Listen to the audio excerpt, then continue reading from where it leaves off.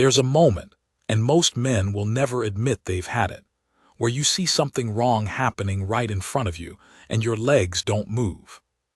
Not because you're a coward. Not exactly. It's because you've been told your whole life that some things aren't your business, that the world runs a certain way, that a man who steps out of line ends up worse off than the one who stayed quiet and went home to his supper. I know that feeling. I lived inside it for 33 years. But there's another moment, rarer and harder to explain, where something shifts, where what you're watching stops being someone else's problem and becomes the thing you'll see every time you close your eyes for the rest of your life if you don't act. I saw a woman on her knees in the mud outside the Mercantile on a Tuesday morning in September. I saw 3 men standing over her, laughing. I saw the whole town of Millhaven look away.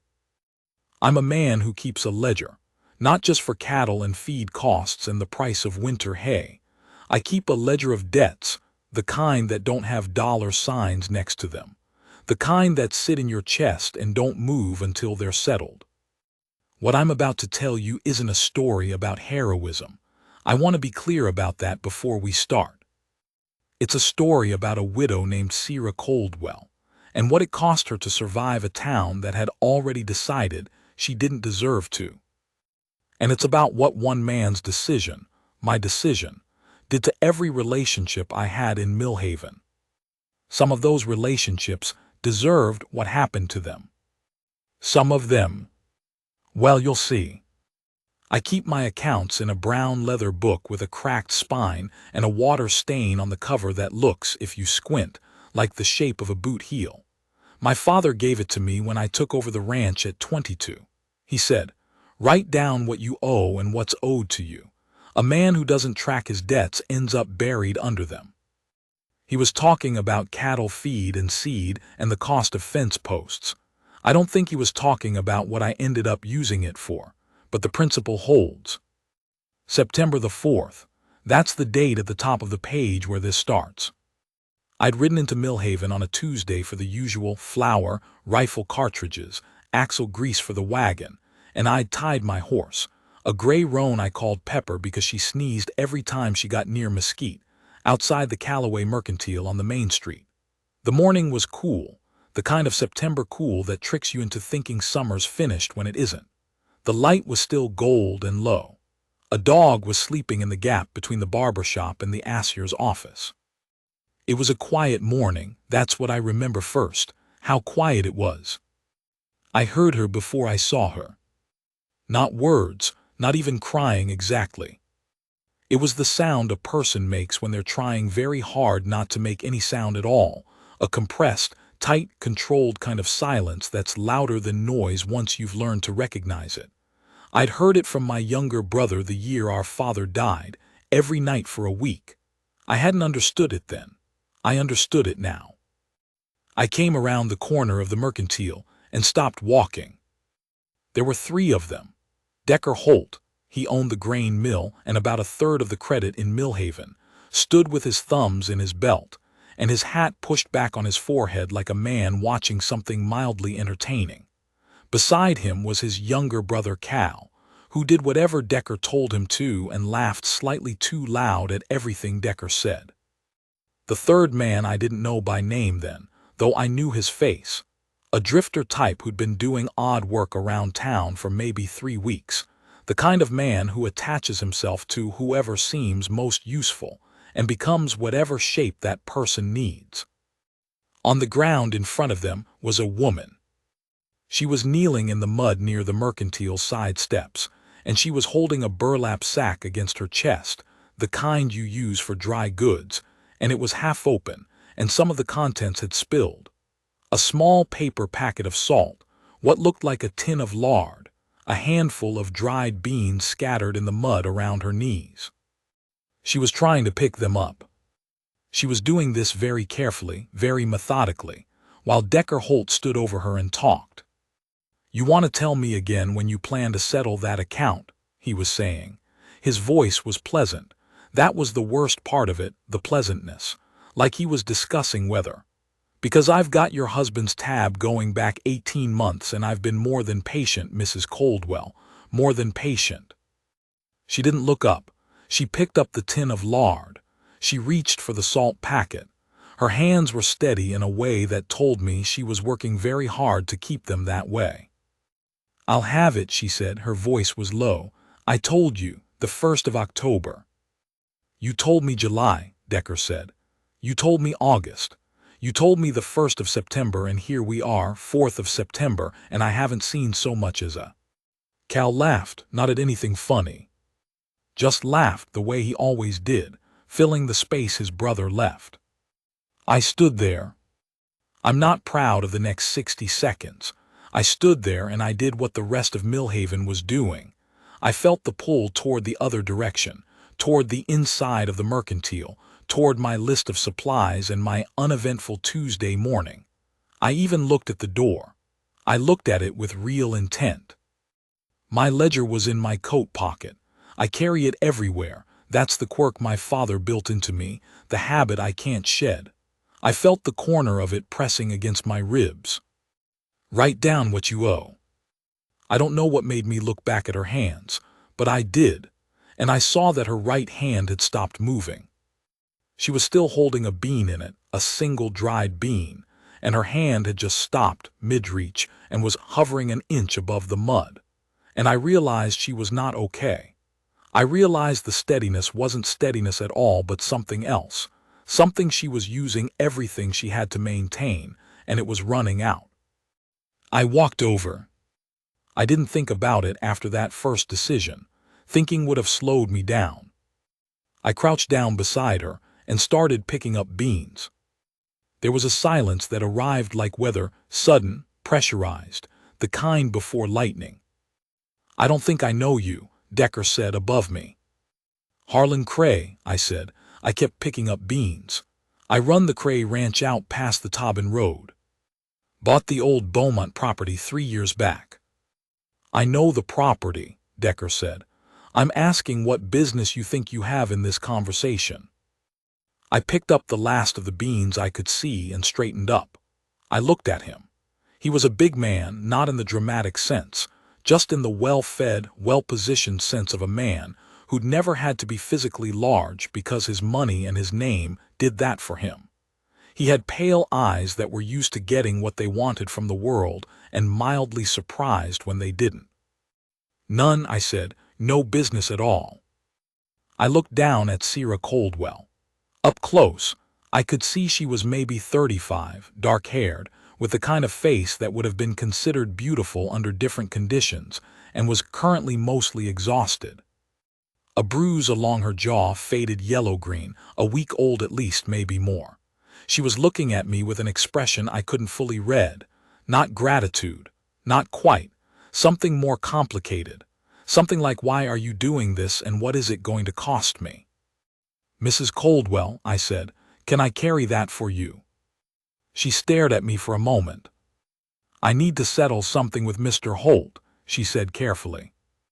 "Yes," I said. "How much is the tab?" She didn't answer. Decker did. $14.60, he said, "and I'm not." I took out my ledger.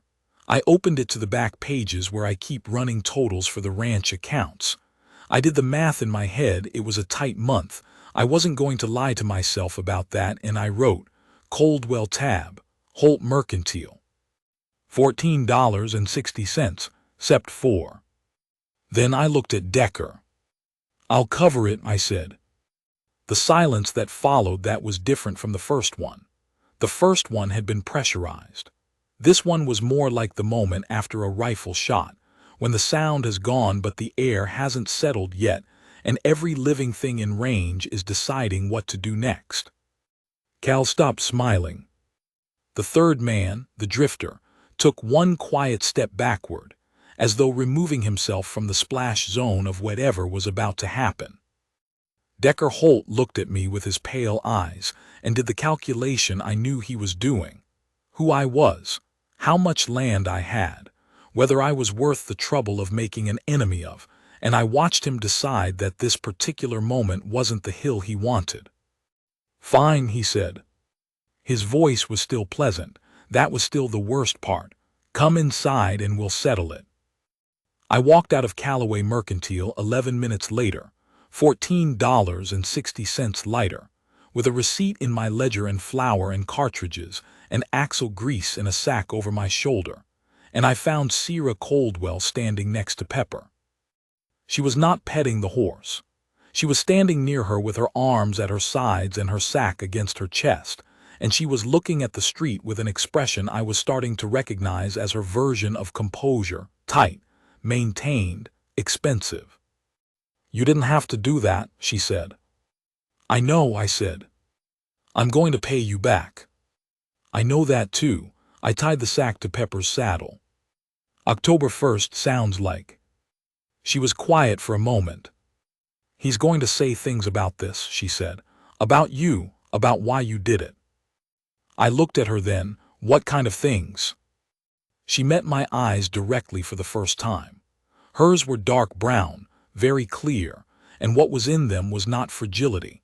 It was something considerably harder than that, the kind of clarity that comes from having had every soft thing stripped away and still being upright.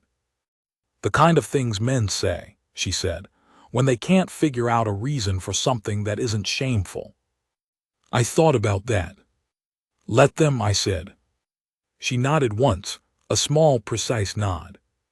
Then she walked away down the street with her sack and her bruised jaw and her expensive composure, and I stood next to Pepper and watched her go and wrote one more thing in my ledger. She's going to need more than $14.60. I didn't know yet how right I was. I didn't know yet what the next 3 weeks were going to cost me, not in money, not in the currency my father was talking about when he gave me this book. But something in my chest had already moved.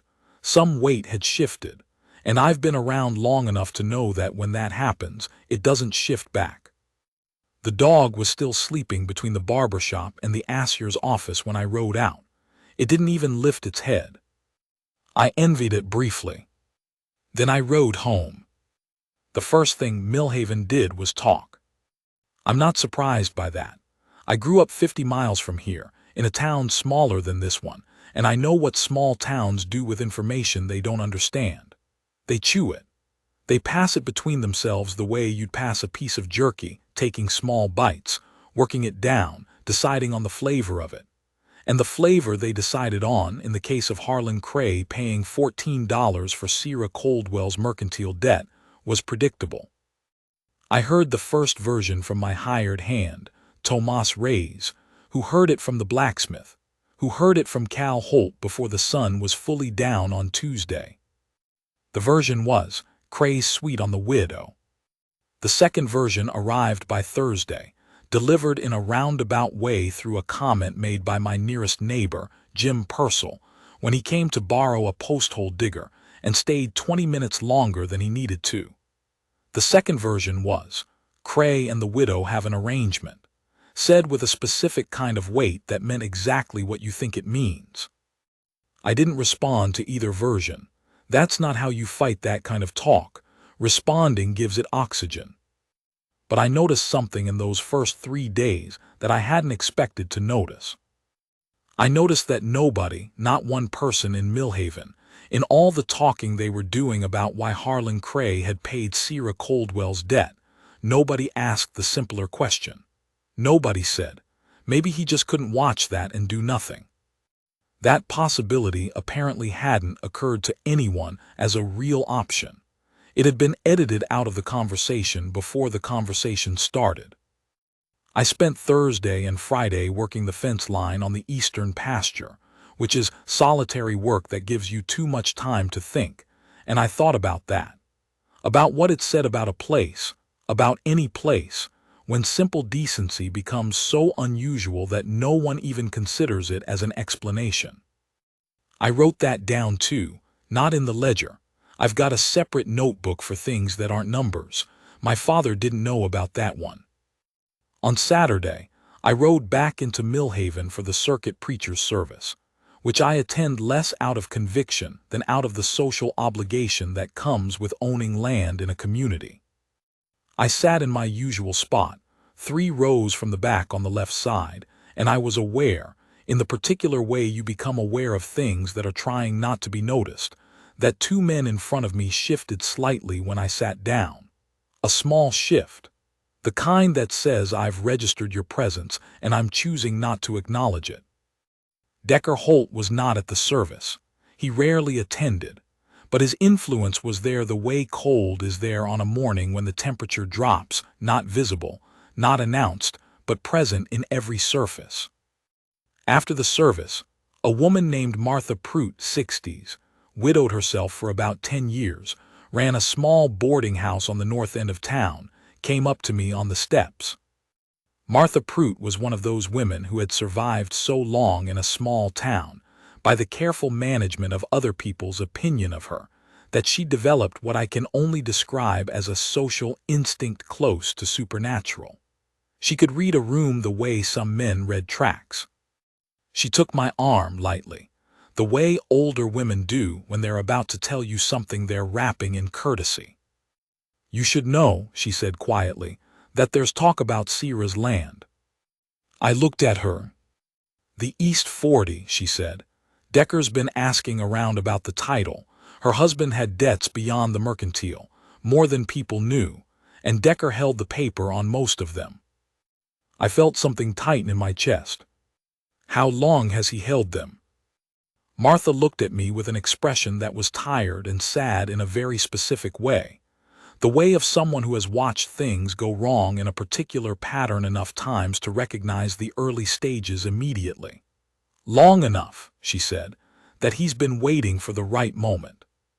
She released my arm and walked away before I could ask more, which told me she'd already said more than she was comfortable saying and wasn't going to add to it. I stood on the church steps and looked out at the main street of Millhaven and thought, this wasn't about a $14 tab. It never was. It was about the land.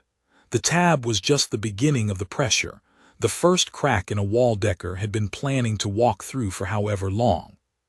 He wasn't trying to shame her into paying a bill. He was trying to break her down, move by move, month by month, until she either sold or lost everything to the debt paper he was holding. And the town knew. Maybe not every detail, but people like Martha Prout always know the shape of a thing even when they don't know all the specifics. They knew and they were watching. I rode out to the Coldwell property that afternoon. It wasn't something I'd planned to do. I'd told myself privately that paying the tab was a one-time act and not the beginning of anything. I'm good at telling myself things like that. I'm less good at believing them. The Coldwell place was about 4 miles east of mine. I knew it by reputation more than familiarity. Small cattle operation, decent grazing land on the eastern section, a creek that didn't dry up completely even in August, which was worth more than people realized. Her husband, Thomas Coldwell, had died about 8 months ago, thrown from a horse in a way that was bad enough to kill him but too ordinary to be anything except what it was. He'd left her the property, the cattle, and apparently a collection of debts that nobody had been forthcoming about when it mattered. She was in the yard when I rode up. She was doing something to a fence post with a hammer in a way that was technically working, but was clearly also managing some feeling that needed somewhere to go. She stopped when she heard Pepper and watched me ride in without expression. "Mr. Cray," she said. "Mrs. Coldwell." I dismounted. "I heard something this morning that I thought you should know about." I told her what Martha had said. I tried to say it plainly without dressing it up, because I had the sense that she would prefer plain and that anything else would feel like pity, which she would not want from me or anyone. She listened. She was holding the hammer loosely at her side, and she didn't move while I talked and didn't change expression, but something shifted behind her eyes. A rapid, internal reorganization, the kind of thing you see in someone who is recalculating a situation faster than most people think. When I finished, she was quiet for a moment. "How many notes do you think he holds?" she asked. "I don't know." Martha didn't know exactly. Or wouldn't say. Or wouldn't say, I agreed. She looked out at the pasture. The East 40, I could see part of it from where we stood, good grass, the kind that came from the creek water spreading out shallow in wet years. It was quiet out there, a hawk turning in a thermal above the ridgeline. He made Thomas a loan, she said, 2 years ago, $1,200 for breeding stock. She paused. I didn't know the terms until 3 months ago. I did the math without saying it out loud. $1,200 on Decker Holt's terms in a bad cattle year, with a dead husband and 8 months of operating costs. That was a particular kind of trap. The kind that's almost elegant if you're not the one inside it. What are the terms? I asked. Full balance due by November 1st. The hawk made one more wide circle and then dropped, fast and certain, somewhere in the East 40 and didn't come back up. I have 600, she said, in cash, actual cash, not credit. She said it like a point of pride, which it was. I have 600 and I cannot get to 1,200 by November 1st without a miracle or selling something, and the only thing worth selling is the East 40, which is what he wants. She turned and looked at me, and I saw something in her face I hadn't seen in the 2 times I'd looked at her before. Not the composure and not the clarity, but something rawer underneath both of those, the thing those qualities were protecting. It was not quite despair, and it was not quite anger, and it was the specific combination of those 2 things that a person produces when they are cornered, and they know it but they are not, on principle, willing to act like they are. I'm telling you this, she said, because I think you're the kind of man who will ask someone to trust them and mean it, and because I don't have the luxury of being proud right now. She looked at me steadily. I had that conversation on Tuesday with Decker and his brother because he called in a 60-cent debt on the mercantile tab, 60 cents, to see if I'd break in public. He wanted to see it. He's building something, and I don't know how to stop it alone. I held her gaze for a moment. I don't have $1,200 in cash either, I said. I know. But I know people who might lend against collateral without Decker Holt's terms. She was quiet. And I know something about debt paper, I said, about what's enforceable and what isn't. My father lost land when I was 16 because he didn't know that difference. I spent a year after he died reading every legal document I could find in the county clerk's office. I paused. Old habit. She looked at me for a long time, long enough that I became aware of the sound of the creek somewhere beyond the fence line, and the wind moving in the dry grass, and Pepper shifting her weight behind me. Why, she said. I knew what she was asking. She was asking the same thing she'd asked Tuesday. Why are you doing this? What is it going to cost me? But she was asking it more directly now. More honestly. I thought about what I could say, the principled answer, the practical answer. Because I watched a town full of people look away, I said, and I couldn't figure out what they were so afraid of, and I'm still trying to figure it out. It wasn't the whole truth, but it was true. She nodded once, the same precise nod she'd given me Tuesday. Then she looked at the East 40 again. He came out here last week, she said. Her voice was very flat. Decker, in person, with his brother. He knocked on my door and stood in my doorway and suggested politely, he's always polite, that the easiest solution for everyone would be if I signed the East 40 over to him in satisfaction of the note. She paused. And then he looked past me, into my house, for long enough that I understood the conversation was about more than the land. I let that sit. He thinks I'm going to run, she said. I picked up the hammer she'd put down on the fence post. I looked at the post. It needed 2 more solid strikes to seat it properly. I hit it twice. Are you? I asked. She took the hammer back from me. I have never, she said quietly, in my entire life run from anything. I believed her completely.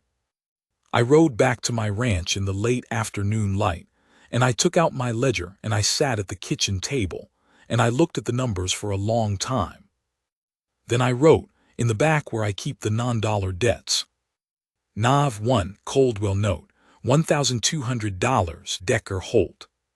Figure it out. The thing nobody tells you about deciding to stand up for someone in a small town is that it doesn't end. You think, or at least I thought, that there's a moment of confrontation and then a resolution, some arrangement of the facts that settles into place and stays there. That's not how it works. What actually happens is a slow, grinding series of small frictions that wear at every relationship you have with anyone who was comfortable with the way things were before.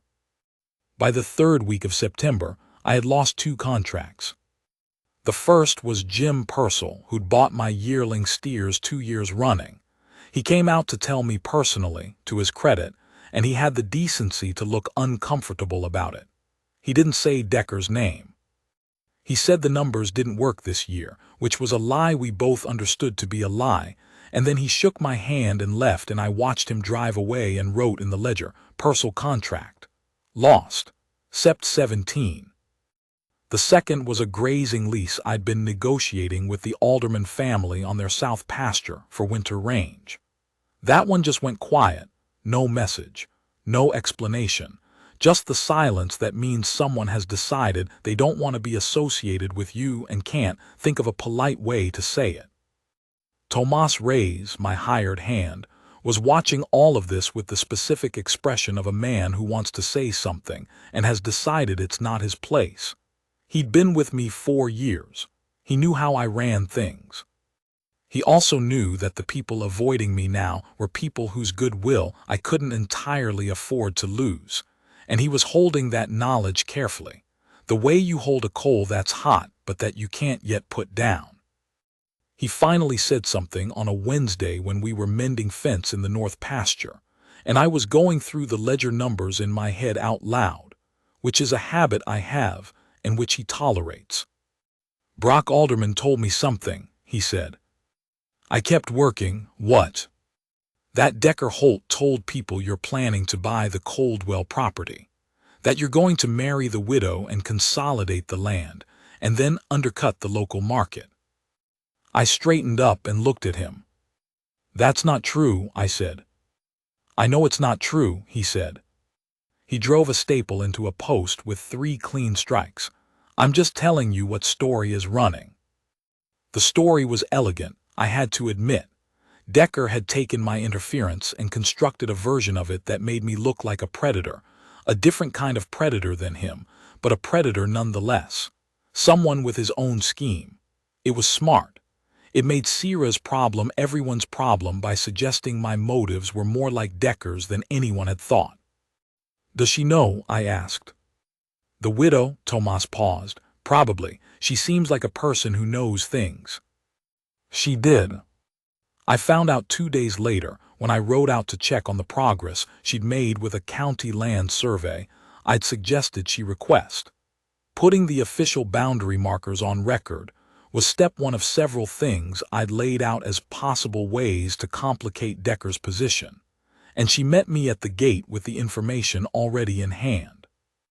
Decker told the Miller family you're planning to buy my land, she said, and told the Hutchinsons you've already offered me money for it.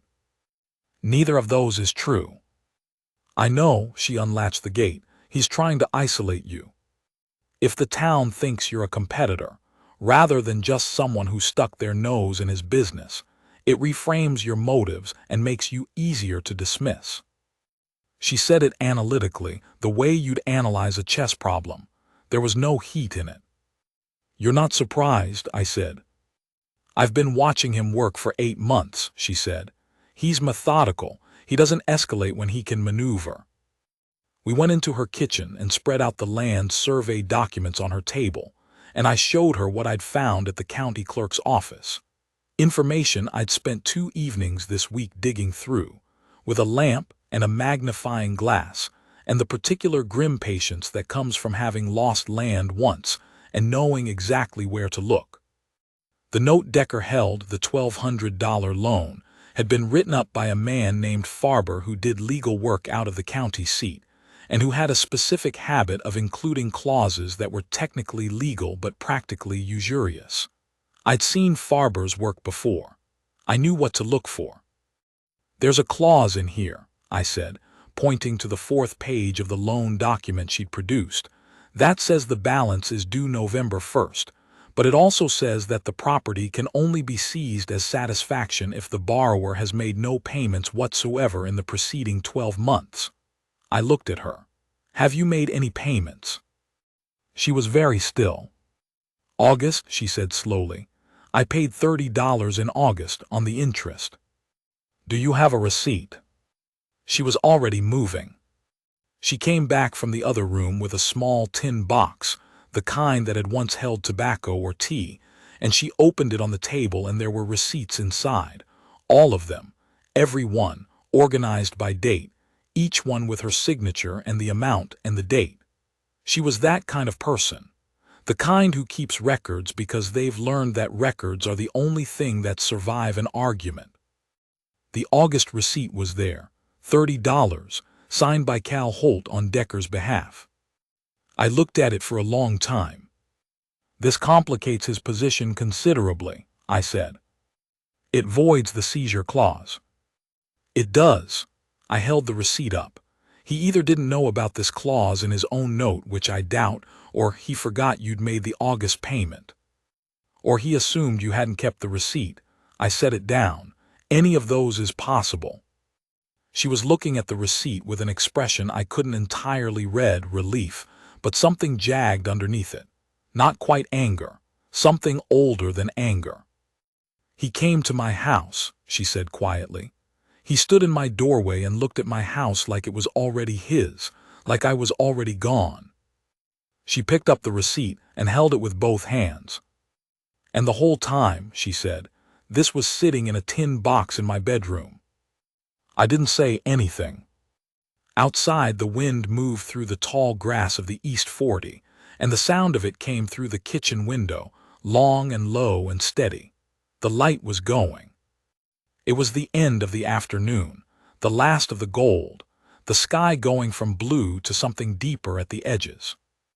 "We're going to need to file this with the county clerk," I said, "before October 1st. And we're going to need someone to send a letter to Decker formally notifying him of the clause and the payment status. You know someone who can write that letter?" "I can write it," I said. "I'm not a lawyer, but I know what it needs to say." She looked at me, that long, clear, measuring look. "Harlan," she said. It was the first time she'd used my given name. It arrived differently than I expected. "I need to ask you something honestly," she said, "and I need an honest answer." "All right. Are you doing this because you feel sorry for me?" I thought about how to answer that.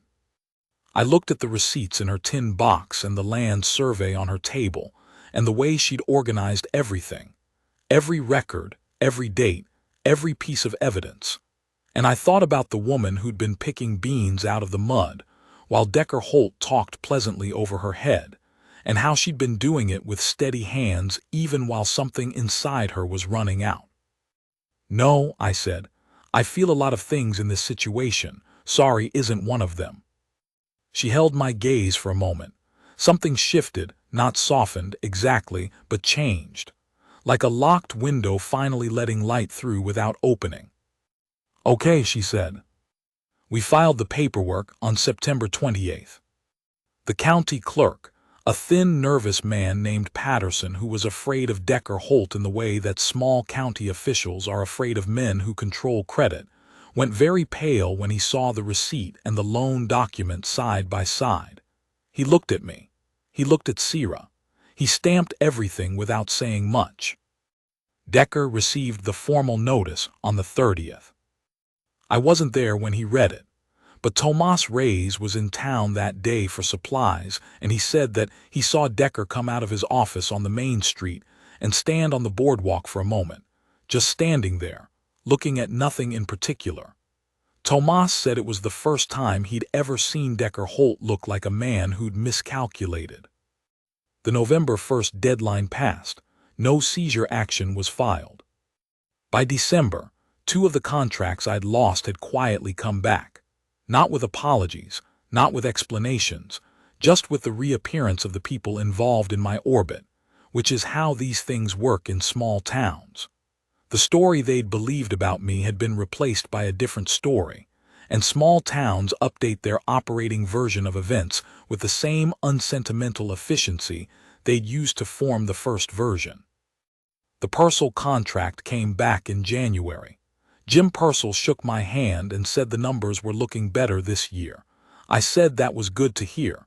Neither of us mentioned anything else. I didn't write any of that in the ledger. Some debts aren't worth tracking. On a cold morning in early February, Sierra Coldwell rode out to my ranch. She had a paper envelope in her coat pocket. She handed it to me at the gate. A good 6 inches of February snow on the ground, Pepper watching from the fence line with deep suspicion of the weather. The envelope contained $640. The $600 is what I had, she said.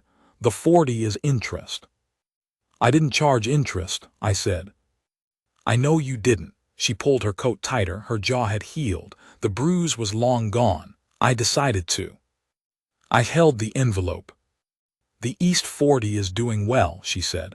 I moved the herd rotation, better grass management. Thomas never quite got it right. She said her husband's name without flinching but carefully, the way you handle something that still has weight to it. I've got offers on 4 yearlings already for spring.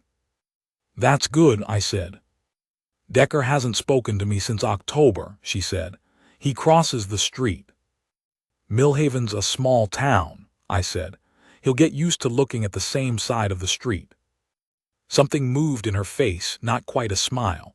Something smaller and more private than that, but real. The realest thing I'd seen in a long time. The aldermans want to discuss a grazing arrangement, she said. East section of their property, south fence line. I think it could work for both of us. She looked at me directly. I wanted to ask if you'd come to that meeting. As what? I asked. As a neighbor, she said. I thought about my ledger. About the debt column and the credit column, and the things that belong in one, and the things that belong in the other, and the things that don't fit either category because they aren't numbers. I put the envelope in my coat pocket. I'll be there, I said. She nodded. Then she turned her horse and started back down the track toward the main road, and the snow was falling lightly by then. That thin, sideways February snow that doesn't accumulate as much as it just makes everything quiet. I stood at the gate and watched her go. Pepper made a sound, not quite a sneeze, something between a snort and a sigh, and I put my hand on her nose without looking at her. I took out the ledger. I opened it to the page that started on September 4th. I wrote one line. Settled. Then I stood there in the February cold and listened to the snow come down and the sound of hoofbeats going away down the track and the whole particular quiet of a morning that has nothing to prove.